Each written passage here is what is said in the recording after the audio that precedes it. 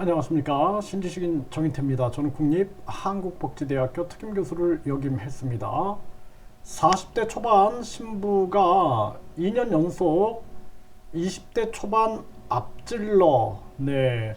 그러니까 결혼이 굉장히 늦어지고 있는 거죠. 이렇게 40대. 네. 근데 만산일수록 선천성 이상아 출산 확률이 높다라는 것입니다. 그래서 이 아동 발달, 유아 교육 이런 것을 공부하신 분들은 이러한 부분들을 잘 알고 계세요. 그래서 우리나라가 지금 출산율이 굉장히 떨어지고 있고 결혼도 굉장히 결혼율도 떨어지고 있는 정황인데, 그런데 결혼 연령이 40대 초반이 20대 초반을 앞지르고 있다라는 겁니다. 네, 그래서 이 오늘 기사인데요. 혼인 연령 상승에 40대 초반 신부가 2년 연속 20대 초반을 앞질렀다라는 것입니다. 40대 신부가 3배 늘 때 20대는 5분의 1이다라는 거예요. 네, 이러한 정황으로 지금 흘러가고 있는 겁니다. 20대는 계속 떨어져가지고 지금 굉장히 많이 떨어진 정황이고, 이 40대 초반에 결혼율이 높아지고 있는 이러한 정황입니다.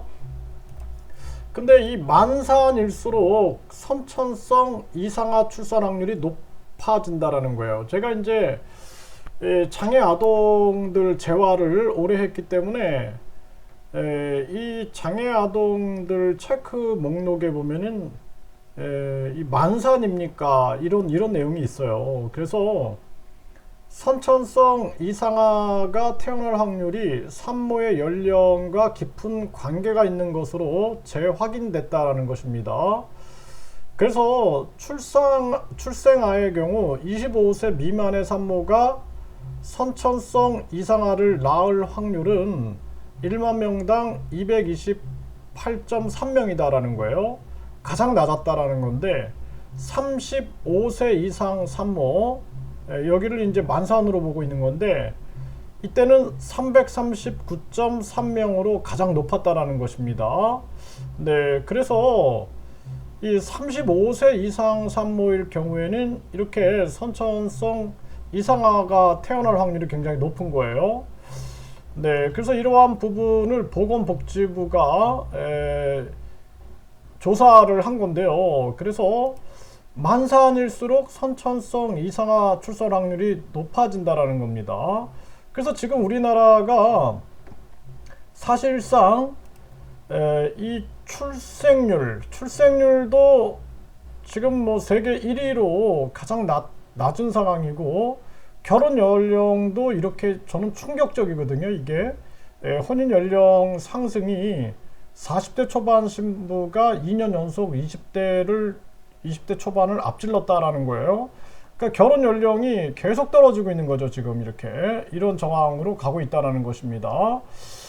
뉴시스에서 전하고 있는데, 이게 참 대한민국이 상당히 사회적으로 굉장히 어려운 상황으로 가고 있다는 겁니다. 그래서 청년들이 결혼할 수 없는 상황, 그리고 출산할 수 없는 상황, 그리고 결혼을 하더라도 이렇게 40대 초반 신부가 굉장히 많아지고 있는 이러한 정황들, 이것이 이제 또 이렇게 선천성 이상아 출산 확률이 높아지게 되고, 또 최근에 보면은 발달장애, 자폐증 이런 아동들이 또 많이 늘어나고 있어요. 이게 이제 환경오염이나 부모의 스트레스라든지 또는 발달에 부적합한 환경들, 또 이것이 이제 영상 매체라든지, 또 요즘에는 이제 AI까지 등장해서 무관치 않죠. 게임 같은 거.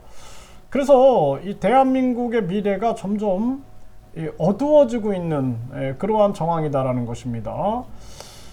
네, 이게 진짜 한국은 혁명적 변화가 일어나야 됩니다. 그래서 결혼해서 아이를 행복하게 키울 수 있는 그런 혁명적 변화가 일어나야 돼요.